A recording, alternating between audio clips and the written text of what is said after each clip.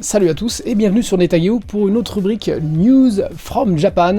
Et aujourd'hui, on va encore parler de Sega, mais c'est pas une super bonne nouvelle. Comme vous le savez, le Covid a un impact très important sur les salles d'arcade au Japon.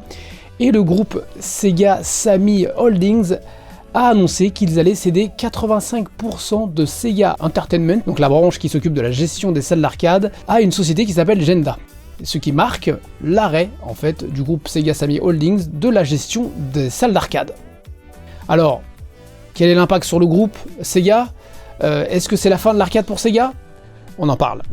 Sega Entertainment gère environ 200 établissements, donc salles de jeux, salles d'arcade, et c'est le 3e dans le secteur au Japon. C'est vraiment un pilier des salles d'arcade japonaises au Japon. Et à cause du Covid et surtout au confinement, Sega a dû fermer partiellement ses salles. Bien sûr, le nombre d'utilisateurs, de clients a forcément baissé, la fréquentation dans les salles d'arcade a baissé, et pour le mois d'avril et le mois de mai, on atteint pratiquement une baisse de 85% du chiffre d'affaires. Bien sûr, depuis, la courbe de fréquentation et du chiffre d'affaires a augmenté doucement, mais c'est pas encore ça, et sur 200 salles, l'impact est énorme.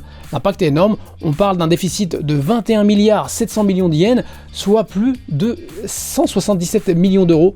Voilà, c'est des chiffres énormes, c'est difficile de se faire une idée, et en plus on sait pas quand cette situation du Covid va se stabiliser.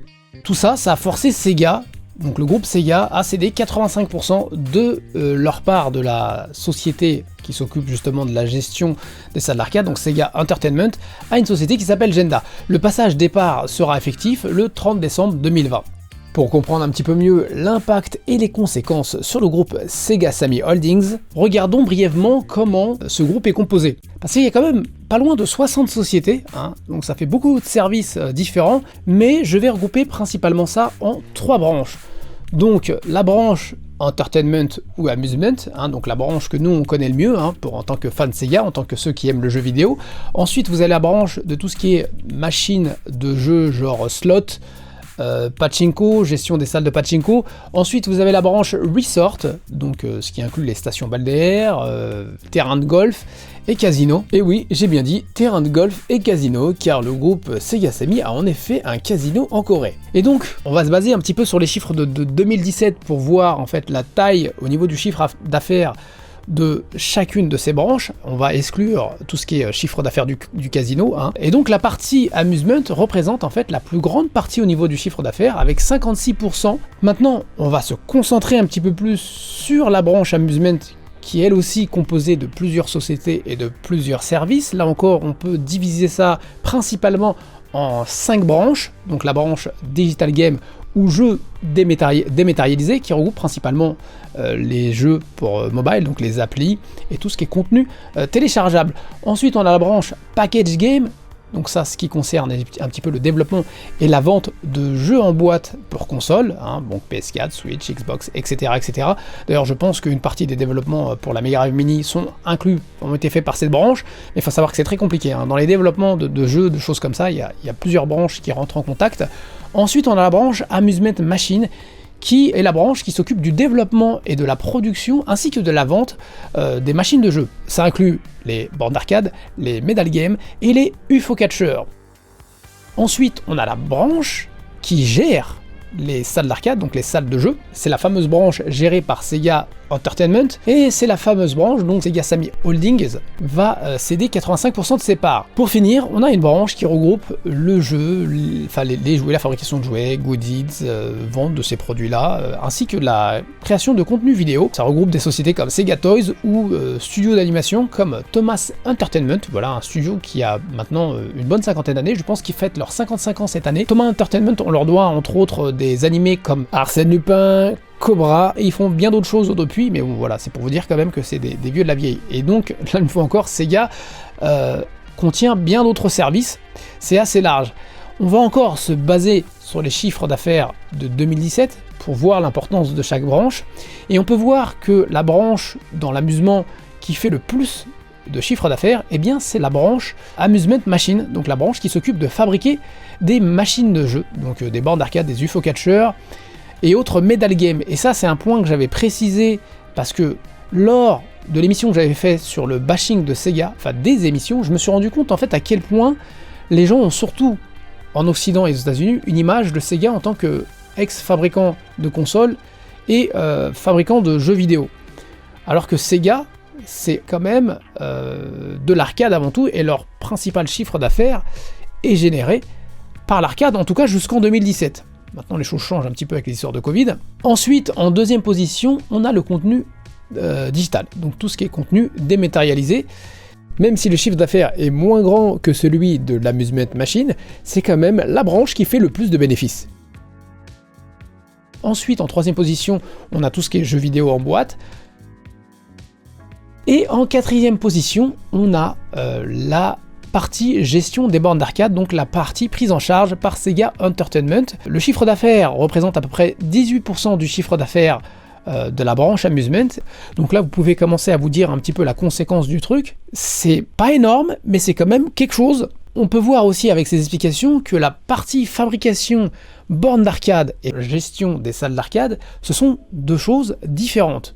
Voilà, donc ça c'est un premier point qui va permettre de développer notre pensée par la suite. Maintenant, il faut être clair, la situation est difficile pour Sega. Ils ont perdu énormément d'argent avec ces histoires de Covid à cause du manque de fréquentation dans les salles de jeu. Par contre, du côté contenu dématérialisé, donc tout ce qui est download, eh bien ça va très fort, parce que les gens restent à la maison, achètent du contenu pour jouer. Et donc c'est pour ça que Sega a décidé probablement de se décharger de cette partie qui aujourd'hui lui fait plus mal, hein, donc la partie des gestions des salles d'arcade, en confiant la tâche à Genda. Maintenant, Sega cherche aussi par d'autres moyens de calmer un petit peu les pertes. Ils ont fait aussi appel à leurs employés pour des démissions volontaires, incluant bien sûr une retraite anticipée, pour réduire les effectifs de 650 personnes. Alors c'est pas des virements forcés, hein. C'est compliqué parce que voilà, quand la société commence à rentrer dans ces démarches-là, tu dis ouais ok ça va pas très bien. Mais bon, une fois encore, c'est un gros groupe, comme je disais, c'est environ 60 sociétés, donc il faut trouver un moyen pour pas faire couler le bateau, hein. Et ils ont aussi l'intention de réduire les salaires de leurs cadres.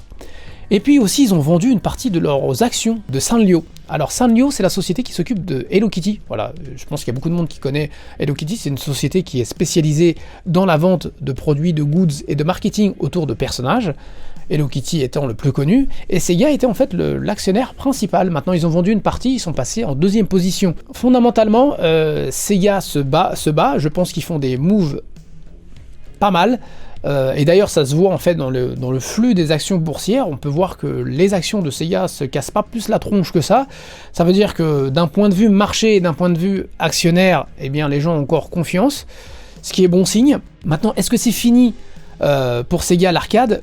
Honnêtement, je ne pense pas. Premièrement, pas comme j'ai expliqué, parce que le développement de bornes d'arcade et la gestion d'établissements, ce sont deux choses différentes, et j'aurais du mal à croire qu'en 2017, la partie qui générait le plus de chiffres d'affaires, Sega l'abandonne. Ça me paraît pas logique.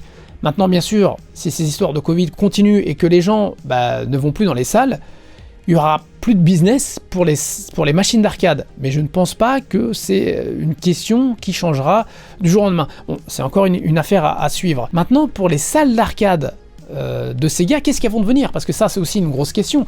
Est-ce que ces salles d'arcade vont disparaître? Eh bien, c'est difficile à dire, mais quand on sait que Genda, c'est une société qui est dans le même secteur, c'est une société d'amusement, donc ils vont continuer à faire de l'arcade. D'ailleurs, Genda, leur business, c'est entre autres louer des machines de jeu. Ils ont aussi des services de UFO Catcher online. Ça veut dire qu'ils peuvent toujours entreposer des UFO Catchers, les mettre en réseau. Jouer à des UFO Catcher online, c'est un principe que j'avais déjà présenté lors du Sega Fest il y a 2 ans, parce que Sega aussi ils ont le même système. Ça veut dire qu'on peut laisser les UFO Catchers dans les salles et que les gens puissent y jouer online. Alors je sais pas, mais ça peut être par exemple un moyen de générer de l'argent pour les salles d'arcade. Donc Genda, de toute façon, ils ont l'air motivés dans le secteur de l'amusement, et pour l'instant, il est question que Sega Entertainment, l'entité, elle va pas disparaître, car Sega Sammy Holdings a encore 15% des parts de cette société. Je pense pas que Genda vont dissoudre cette société tout de suite, et donc pour l'instant, il est question que Genda et Sega Entertainment travaillent ensemble pour essayer de développer justement le secteur de l'amusement.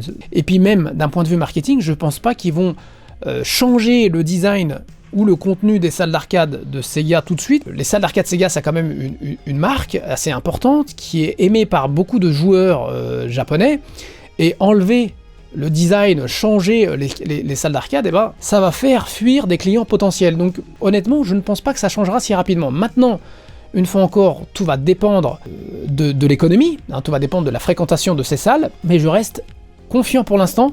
J'espère que Genda et que Sega Entertainment vont s'en sortir par rapport à ça, et qu'il n'y aura pas de fermeture à la chaîne des salles d'arcade.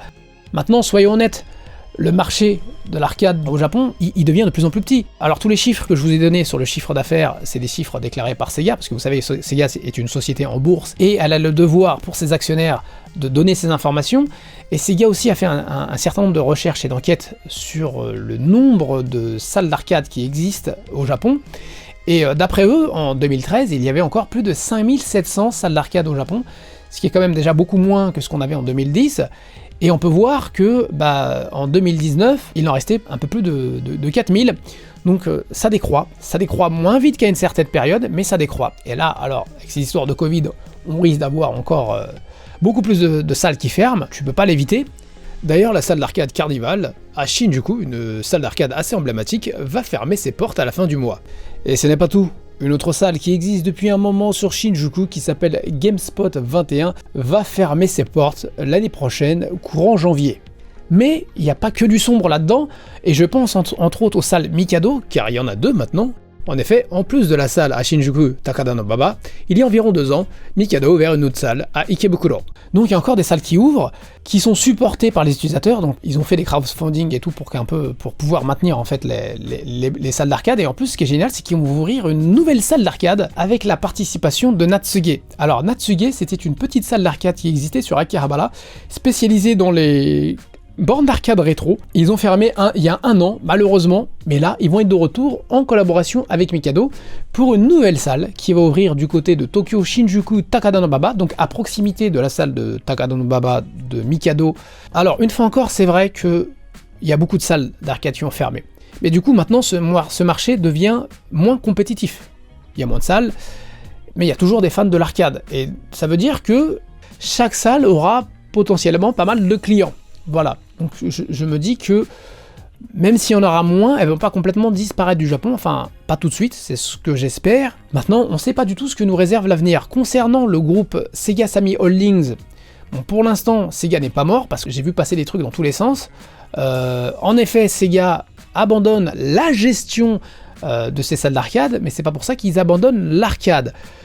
Voilà, maintenant pour ce qui va être le calendrier des annonces de Sega, c'est vrai qu'il n'y a pas grand chose, et ça c'est pas rassurant, mais il faut savoir que voilà, avec tous ces problèmes, eh bien pour l'instant Sega se concentre surtout sur la restructuration de la société. Il faut savoir aussi que de la partie Sammy, donc tout ce qui était pachinko slot, il y a eu des changements, des réformes au niveau de la loi sur ces machines, enfin sur ces salles de jeu, et donc ils ont pas mal de changements, ils doivent changer énormément de machines dans un calendrier précis, ce qui fait que voilà, Sega ils sont occupés pas mal de choses. Pour l'instant je peux pas vous en dire plus, mais j'espère que ça vous a un petit peu clarifié, enfin vous donner une idée un peu plus précise sur la situation de Sega et du groupe Sega Sammy Holdings par rapport à ces annonces. C'est vrai que les choses sont pas faciles, mais Sega se bouge. Sega, ils ont connu des temps durs dans l'histoire, et je pense l'après Dreamcast, en 2004, en 2015 aussi, ça n'a pas été facile. Donc bon, on espère quand même que Sega va pas nous clamser sous les mains, et surtout au niveau de tout ce qui est vente et dématérialisé, ça se passe bien. Voilà, c'est pas non plus la fin. Une fois encore, je vous remercie d'avoir regardé jusqu'au bout cette petite émission. J'espère que ça vous a résumé un petit peu la situation, que vous en savez un peu plus. Et puis si ça vous a plu, comme d'habitude, un petit pouce. Et merci encore, et puis on se retrouve prochainement pour une autre vidéo sur Netageo, et plus prochainement sur Twitch, parce que je suis souvent sur Twitch, voilà, à vous présenter de vieux jeux japonais qui sont pas forcément connus, ou des nouveautés japonaises, voilà, histoire de vous expliquer un peu ce que ça contient, et puis c'est aussi un bon moyen pour pouvoir communiquer plus facilement, voilà, avec les messages, tout ça, on peut parler plus rapidement. Voilà, je vous dis à très bientôt, salut, sayonara.